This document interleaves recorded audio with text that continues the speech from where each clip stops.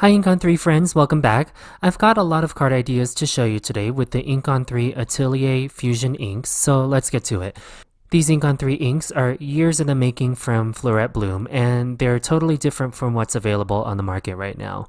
First, here are the ink pads from Ink on 3.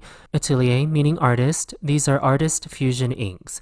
These inks have pigment qualities, dye properties, water reactivity properties, and are transparent.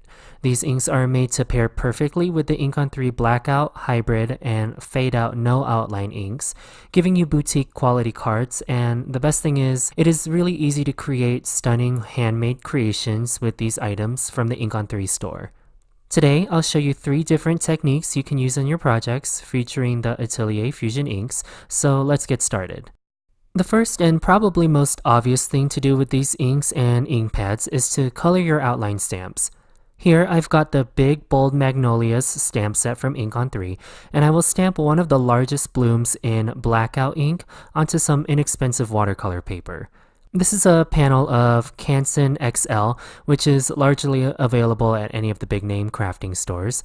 I'm taking the water brush directly to the ink pad and using it as a large watercolor pigment pan essentially.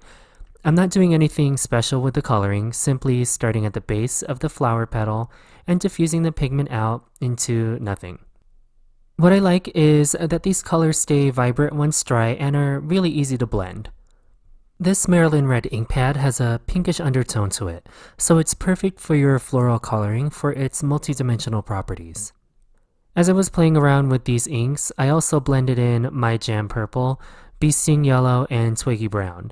What I found with Twiggy Brown is that it's a nice sepia tone, so if you dilute it far enough, it acts as a beautiful shadow to add depth to your coloring projects. In addition to coloring this flower, I also stamped a few leaves and colored them with painted black Atelier ink.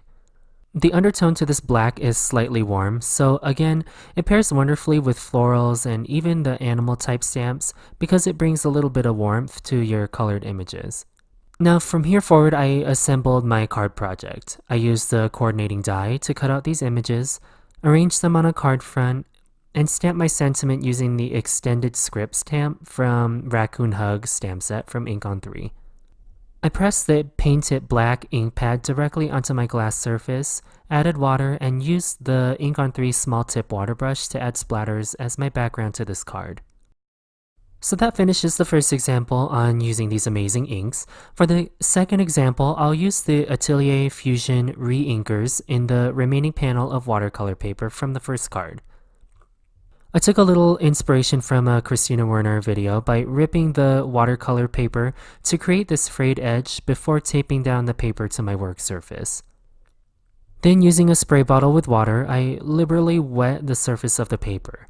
Here I have the Atelier Fusion re-inker bottle in peacock blue and painted black. I will give these a very good shake off camera. I am essentially creating an ombre background using the re-inkers. I don't like fussing with layers and layers of ink as I found in traditional pan colors, so using the ultra pigmented re-inkers goes much faster for me. I'm adding drops of color to the non-frayed edge of the paper and bringing the color down with a large brush towards the ripped edge of the paper. I will take a heat tool and dry the paper between the layers to ensure I get a rich and deep blue. To add a little bit of darkness, I used the painted black re-inker as well and let this panel fully dry before creating the card. So again, like the previous example, this is where I will show you what to do with this ombre panel. I added some white splatters to this panel, concentrating the pigment toward the top edge of the paper, so it looks like as if there's snow falling, or in my case, I'm creating a night scene. I cut the panel in half and ended up with 2 identical cards. I added this sleeping raccoon image, again from the Raccoon Hugs, and one of the elongated script sentiments to the front of my card. And that finishes the second ombre example with the Atelier re-inkers. This one is really easy, and I think overall it took me about 15 minutes to create these 2 cards. Really the only limiting factor is if you've got a heat tool or not to dry between the layers of ink. Anyway, this last example features 3 cards. I got really carried away with the blendability and water bleaching properties of these Atelier inks. If you love that antique vintage look to your cards, these inks are so easy to work with, and I'll explain why that's so important for me in a second. Here I have a fall blend of colors. This is Bee Sting Yellow, Marigold Orange, and My Jam Purple. Now, I ink blend like I brush my teeth, which is a little too hard. I know I'm supposed to do a light touch to these ink blending tools, but for some reason I want to press so hard onto the paper that for other dye inks, I end up creating these hard circles on my ink blended panels. With the Atelier inks, I found it much easier to correct for these mistakes, and I feel like I get a decent blending that I won't get from other inks. Now, yours will probably look much better than mine, but anyway, after I'm happy with the ink blend of these inks, I'll add droplets of water from my spray bottle to get this wonderful water bleaching effect. This helps hide my poor ink blending skills. Another iteration of this water bleaching is to stamp with water. Here I've already got a spotlight blend with Twiggy Brown and Paint It Black. What that means is I have Twiggy Brown in the center of this cardstock panel, and I did a circular blend outward to the edge of the panel with Paint It Black. Then I will take this wood grain rubber stamp from Hero Arts and add water quite liberally to the surface. I will tip the stamp forward to let some of the water drain off. Then I will take my ink blended panel and gently press the paper onto the wet rubber stamp and let the water bleaching magic happen. To help gently press on the surface, I'm just taking my Ink on 3 microfiber cloth and pressing it on top of the paper. Now what I will reveal is an antique looking wood veneer panel. I won't use the entire piece for any of the following card projects.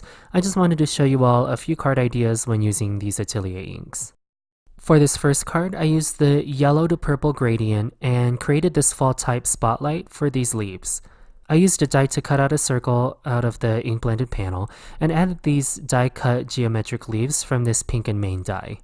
I used a small sentiment tag from the Pumpkin Patch stamp set from Ink on 3 and white heat embossed using Juicy embossing ink and Arctic white embossing powder.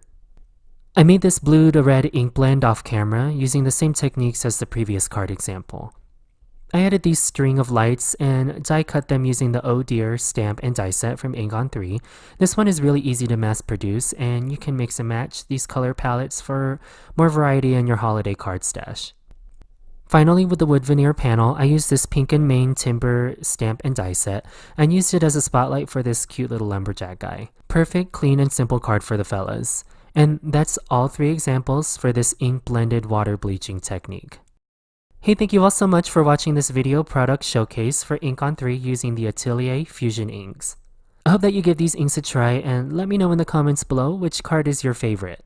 Make sure you give this video a thumbs up, share it with your Ink on 3 friends, and subscribe to my channel and the Ink on 3 channel if you haven't already. I'll talk to you all very soon and have the best day.